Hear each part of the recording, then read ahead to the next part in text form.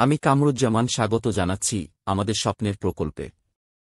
আজকে আমি আপনাদের জানাবো আমাদের চলমান কার্যক্রম কিল্লা নিয়ে।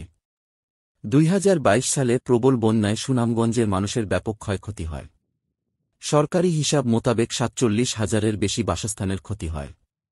বন্যার সময় সুনামগঞ্জের মানুষের ক্ষয়ক্ষতি কমানোর কথা চিন্তা করে দোয়ারা বাজার উপজেলার দোহালিয়া ইউনিয়নে ইরা এবং এনআরসি এর উদ্যোগে একটি কিল্লা নির্মাণ কাজ চলমান।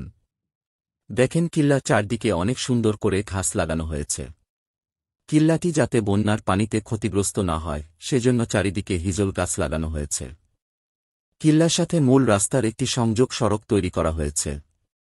কিল্লায় কি কি কাজ করা হবে তার একটি সাইন বোর্ড দেয়া হয়েছে। দূর থেকে দেখেন কিল্লাটি দেখতে কেমন সুন্দর লাগছে। এই যে ছেলেটি মাটি খুঁড়ছে সেখানে নিম গাছ লাগানো হবে, যাতে বন্যার সময় পোকামাকড় কম হয়। এবার অবকাঠামোটি দেখেন।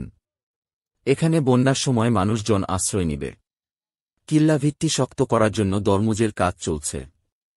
বারান্দার কাজও চলমান। পাশেই দেখতে পাচ্ছেন ওয়াশরুম তৈরি করা হচ্ছে। এই জায়গায় একটা অস্থায়ী তাঁবু হবে, যেখানে অতিরিক্ত মানুষজন আশ্রয় নিতে পারবে। কিল্লা ভিত্তি সুন্দর করে মাটি দিয়ে লেপানো হচ্ছে যাতে ধুলাবালি না হয়। এটি কিল্লার পিছনের অংশ।